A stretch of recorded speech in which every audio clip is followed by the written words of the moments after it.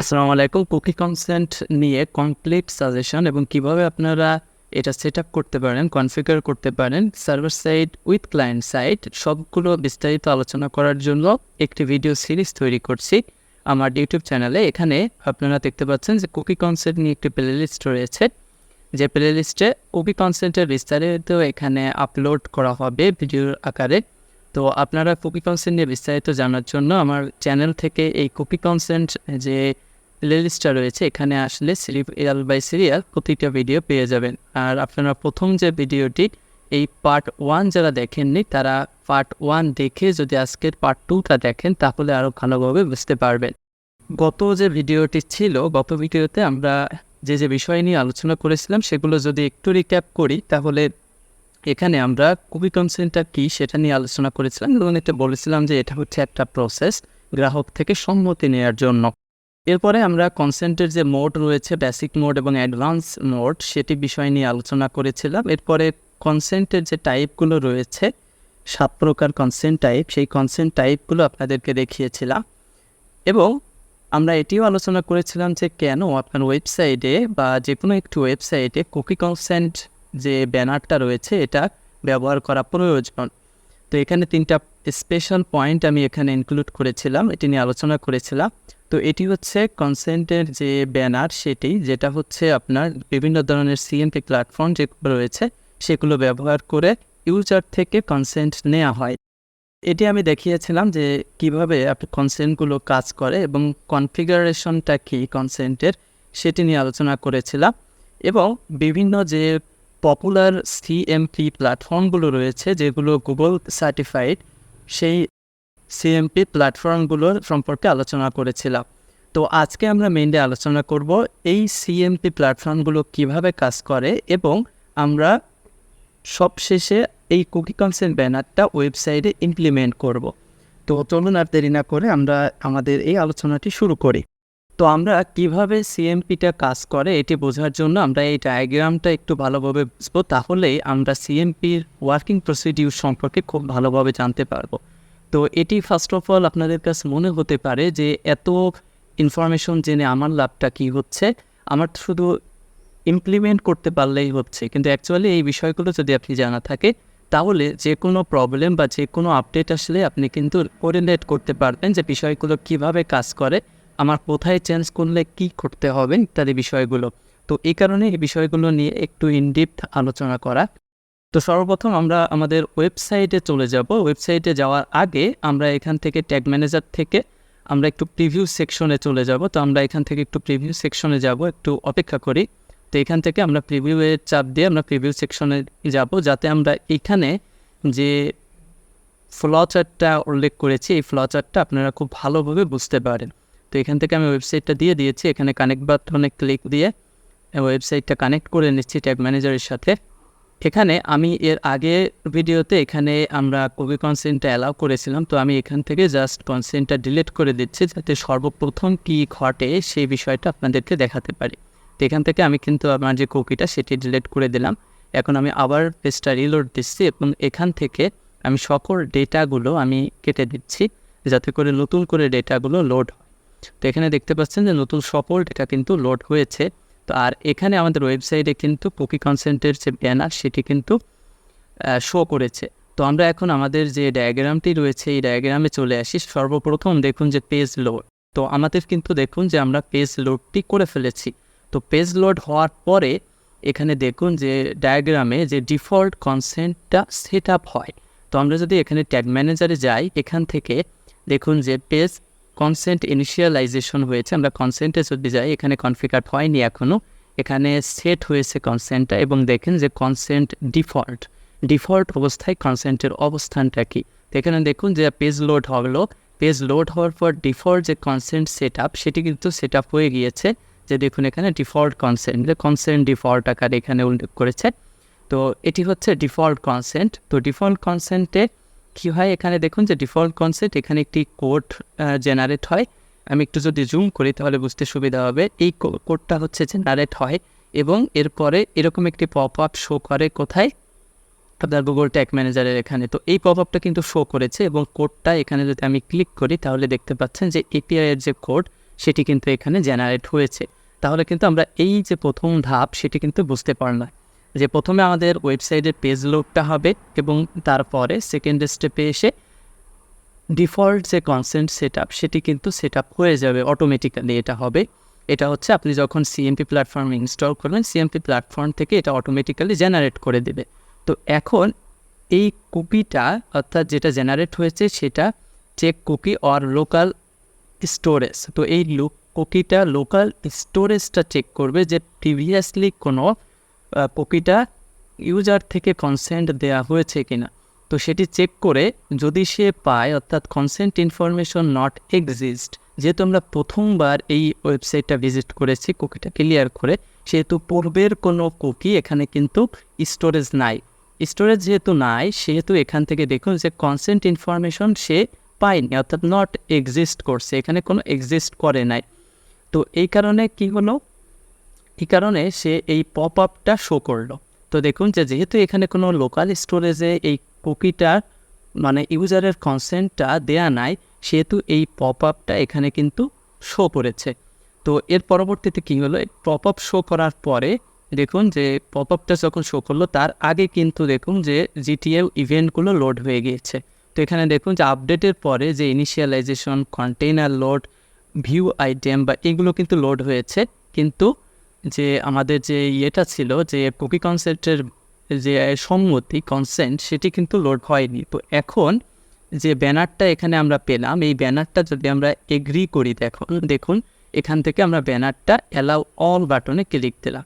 তো allow all বাটনে click দিলে এখানে কি হওয়ার কথা, এরকম একটি কোড জেনারেট হওয়ার কথা এবং কনসেন্ট আপডেট হওয়ার কথা এবং এরকমের যে কনসেন্ট আপডেটের যে ইভেন্ট সেটি দেখানোর কথা।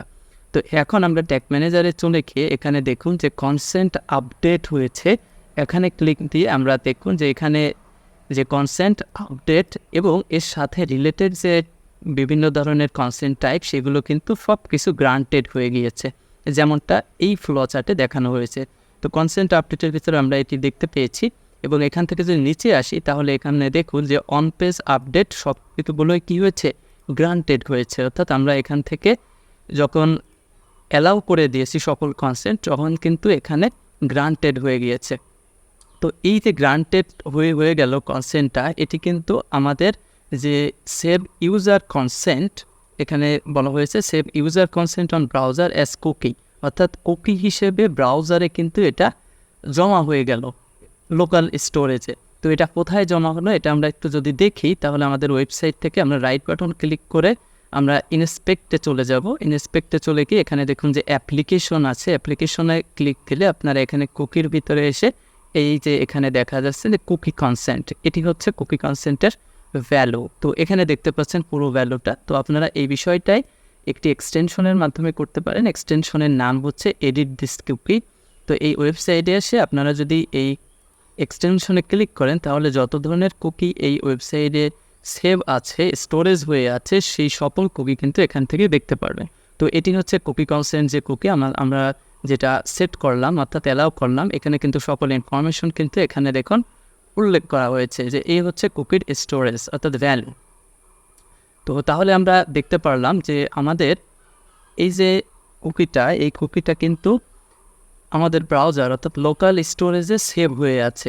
তো এখন এটা হচ্ছে প্রথম ভিজিটরে। এখন যদি আমি দ্বিতীয়বার কোনো একটা পেজ ভিজিট করি অর্থাৎ এইটা সম্মতি দেওয়ার পর মনে করুন আমি প্রোডাক্ট এই প্রোডাক্ট পেজটা ভিজিট করি, এখন কিন্তু আমার থেকে আর সম্মতিটা নেবে না। সম্মতি না নিয়ে আমি যদি পরের স্লাইডে যাই তো এখানে দেখুন যে নেক্সট পেজ অর্থাৎ নেক্সট ভিজিট করেছি আমি এই প্রোডাক্ট পেজে। তো এখানে কিন্তু আমার সম্মতি নেয়নি, কিন্তু সম্মতি না নিলেও পেজটা লোড হয়েছে এবং একই সাথে ডিফল্ট কনসেন্টটা সেট আপ হয়েছে। আমি যদি ট্যাগ ম্যানেজারে চলে যাই এখান থেকে দেখুন ট্যাগ অ্যাসিস্ট্যান্টের থেকে আমি এই প্রোডাক্ট ভিউ করেছি। তো এখানে দেখুন যে প্রথমে যে বিষয়টা যে কনসেন্ট ইনিশিয়ালাইজেশন হওয়ার পরে এখানে দেখুন কনসেন্ট ডিফল্ট অর্থাৎ ডিফল্ট আকারে কনসেন্টটা ডিনাই করা ছিল, ডিফল্ট ডিনাই হয়েছে। তো এখানে দেখুন যে ডিফল্ট যে ডিনাই সেটি কিন্তু হয়েছে এই স্টেপে এসে, এবং এইটা সেট হওয়ার পর এই সিএমপি প্ল্যাটফর্মটাই আমার এই যে ব্রাউজারে কোনো কুকি স্টোরেজ আছে কিনা সেটি চেক করেছে। অর্থাৎ save user consent on browser as cookie হিসেবে সেভ আছে কিনা সেটি কিন্তু চেক করেছে, অর্থাৎ আমার যে লোকাল স্টোরেজ আছে সেখানে। এখন চেক করার পরে যদি সে পায়, অর্থাৎ কনসেন্ট যদি পায় সে, তাহলে দেখুন এখানে ডিফল্ট করার পর সে যেহেতু কনসেন্টটা পেয়েছে, যেহেতু আমি পূর্বেই এই কনসেন্টটা অর্থাৎ প্রথমবার যখন ভিজিট করেছিলাম তখন আমি অ্যালাউ করে দিয়েছিলাম, যেহেতু ডিফল্টটা হওয়ার পরে সে আপডেট করে দিয়েছে। দেখুন যে আপডেট করে দিয়েছে কেন, কারণ এর লোকাল স্টোরেজে অর্থাৎ এই ওয়েবসাইটের লোকাল স্টোরেজে কিন্তু এই যে কনসেন্ট এটি কিন্তু সেভ হয়ে আছে, অর্থাৎ এই কুকিটা সেভ হয়ে আছে। দ্যাটস ওয়াই সে ডিফল্টটা সেট করার পরে পূর্বে ইউজার যে কনসেন্টটি দিয়েছিল অর্থাৎ সবগুলোই অ্যালাউ করে দিয়েছিল, এই কনসেন্টটা কিন্তু তার কুকি আকারে সেভ আছে। সে ওই স্টোরেজ থেকে এই কুকি ইনফরমেশনগুলো নিয়ে সে কিন্তু পুনরায় আপডেট করে দিয়েছে নতুন যে পেজটা লোড হয়েছে এখানে। তাহলে এখানে দেখুন যে এটা এক্সিস্ট যখন করছে সে তখন এই যে কোডের মাধ্যমে, অর্থাৎ এই যে এখানে যে কোডটা আপনারা দেখতে পাচ্ছেন এই কোডটাই কিন্তু ট্যাগ অ্যাসিস্ট্যান্টের এখানে জেনারেট হয়েছে এপিআইয়ে। তো এই কোডটা কিন্তু আপডেট করে দিয়েছে এবং আপডেট কনসেন্ট আপডেটটা হয়েছে। দেখুন কনসেন্ট আপডেট হয়েছে। এরপরে কি হয়েছে, এরপরে এই যে অন পেজ আপডেট কি হয়েছে সেটি কিন্তু এখানে দেখা যাচ্ছে। এখানে আমরা যদি নিচে আসি সেখানে দেখুন যে অন পেজ আপডেট হয়ে কী হয়েছে, সবগুলো গ্রান্টেড হয়ে গিয়েছে। তো এটি হচ্ছে যে কনসেন্ট ম্যানেজমেন্ট প্ল্যাটফর্ম যেগুলো আছে সেগুলো কিভাবে কাজ করে, যে প্রথমবার সম্মতি নেওয়ার পর দ্বিতীয়বার কিভাবে কাজ করে সেটি কিন্তু এখানে বিস্তারিত আমি আলোচনা করলাম।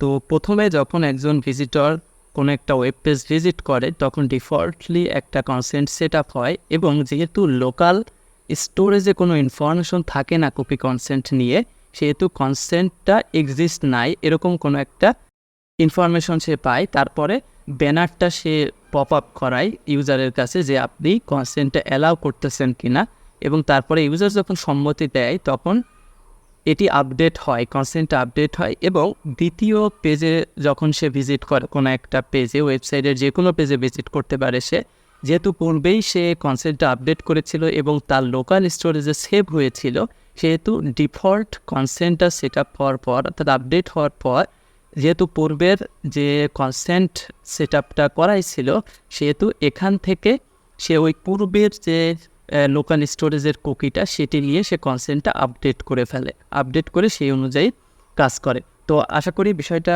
বুঝতে পেরেছেন। তো এটি হচ্ছে কোড, হোল কোড যে কিভাবে কাজ করে। সর্বপ্রথম ডিফল্ট কনসেন্ট, এরপরে ডিফল্ট কনসেন্টের পরে সেটি হচ্ছে লোকাল স্টোরেজে সেভ হয়, সেভ হওয়ার পর জিটিএমের যে ইভেন্টগুলো আছে সেগুলো লোড হয়, লোড হওয়ার পর ইউজার যে কনসেন্টটা আপডেট করে সেইটি আপডেট হয় এবং সর্বশেষে স্টোরেজ আকারে ব্রাউজারে জমা হয়। পরবর্তী কোনো পেজ ভিজিট করলে সেই পেজে অটোমেটিক্যালি কনসেন্টটা কী হয়, আপডেট হয়ে যায়। এখানে একটা বিষয় আপনারা খেয়াল করুন যে যখন কোনো একজন ইউজার সর্বপ্রথম এই ওয়েবসাইটে ভিজিট করেছিল, আমি কুকি ডিলিট করে দিয়ে পেজটা রিলোড দিচ্ছি যাতে করে পপ আপ ব্যানারটা আমার এখানে শো হয়। তো এখানে দেখুন পপ আপ ব্যানারটা যখন শো হচ্ছে তখন কিন্তু এখানে কিছু অ্যাক্সেস চাচ্ছে, যেমন প্রিফারেন্স, স্ট্যাটিস্টিক্স এবং মার্কেটিং।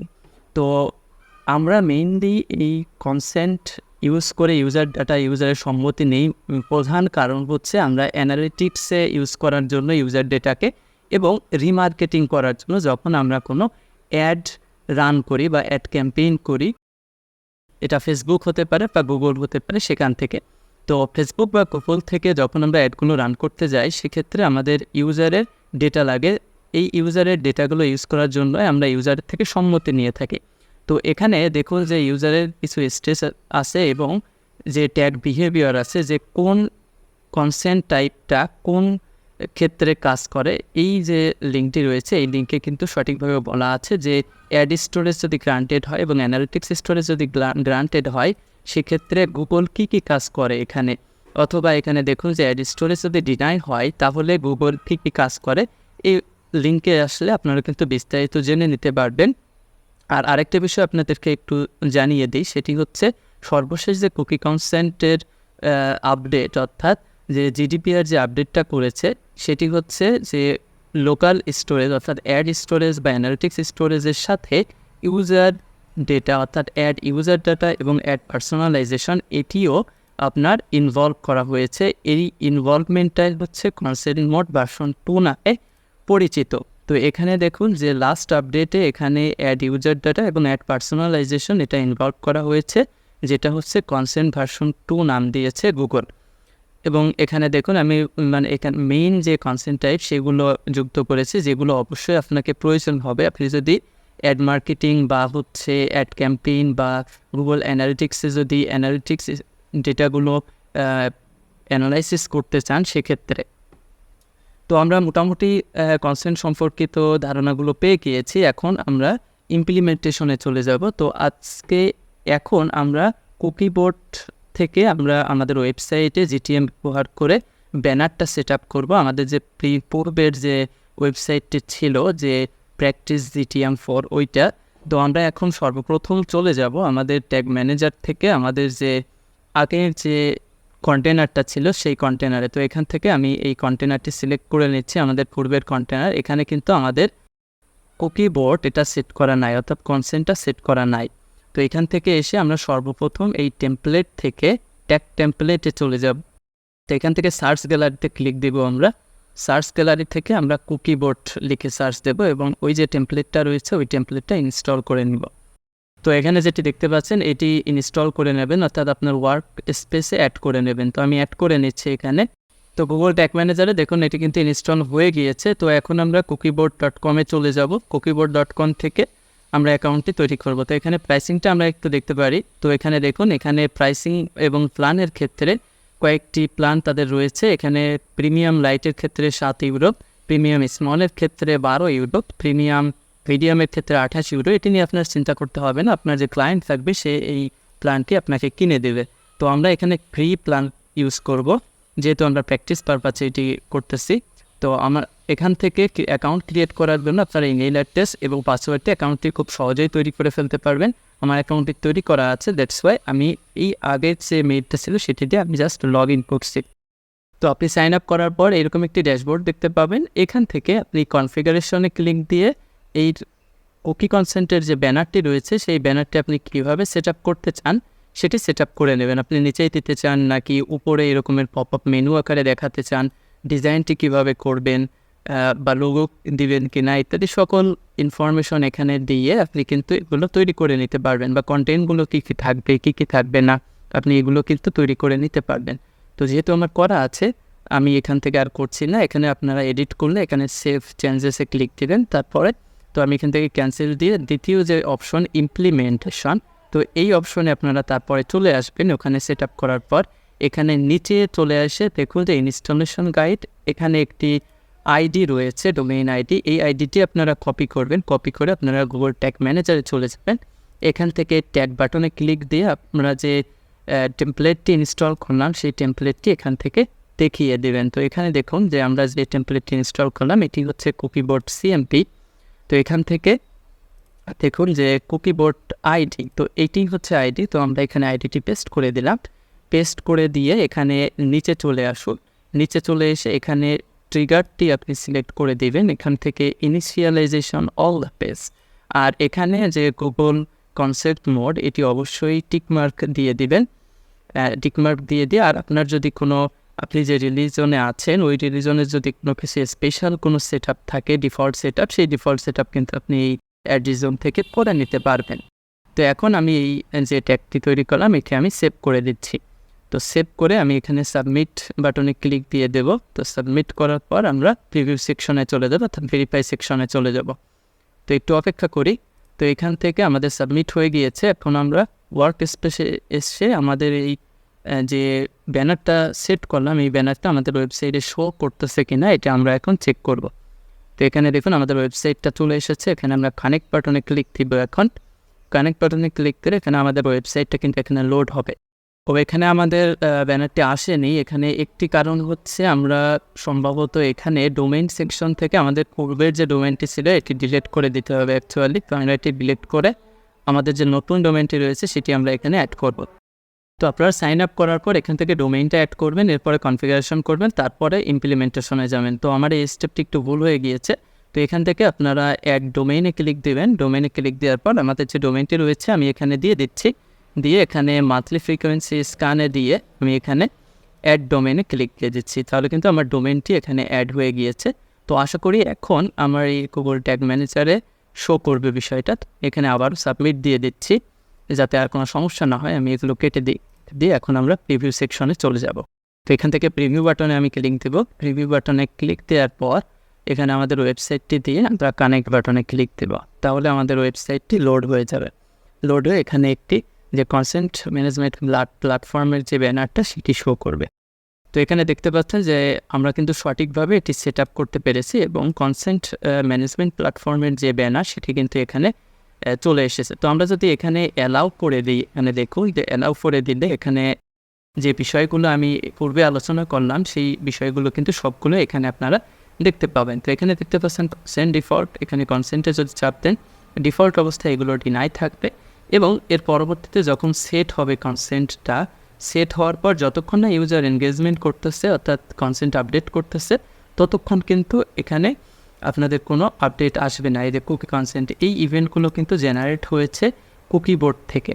তো এই কুকি কনসেন্টের এই ইভেন্টগুলো আমাদের লাগবে, সামনের যে ভিডিওগুলো আছে সেই ভিডিওগুলোতে আমাদের এগুলো লাগবে, সেগুলো নিয়ে আমরা আলোচনা করব। তাহলে আজকের পর্যন্ত হচ্ছে আমরা সিএমপি প্ল্যাটফর্মগুলো কিভাবে কাজ করে এবং কোডিংটা কিভাবে কাজ করে, এবং এখানে দেখুন যে কনসেন্ট স্টেট এবং ট্যাগের যে বিহেভিয়ারটা কি, আমার কোন কনসেন্ট টাইপ কিসের জন্য প্রয়োজন, অর্থাৎ এখানে মার্কেটিংয়ের জন্য না স্ট্যাটিস্টিক্সের জন্য, কোনটার জন্য কোনটা প্রয়োজন, এবং কনসেন্ট ভার্সন 2 বলতে অ্যাকচুয়ালি কী বোঝাচ্ছে গুগল সেটি সম্পর্কে আমরা জেনেছি। এবং সর্বশেষ আমরা কুকি বোর্ডটা আমাদের সাইটে ইনস্টল করেছি জিটিএমের থ্রু দিয়ে। তো সামনের ভিডিওতে আমরা কনসেন্ট মোড ইমপ্লিমেন্টেশন করব, বেসিক ইমপ্লিমেন্টেশন এবং একই সাথে অ্যাডভান্স ইমপ্লিমেন্টেশন সহ, এবং এরপরে আমরা সার্ভার সাইড ট্র্যাকিংটা কীভাবে আপনারা করতে পারেন সেগুলো নিয়ে আলোচনা করতে। ধন্যবাদ সকলকে, আসসালামু আলাইকুম।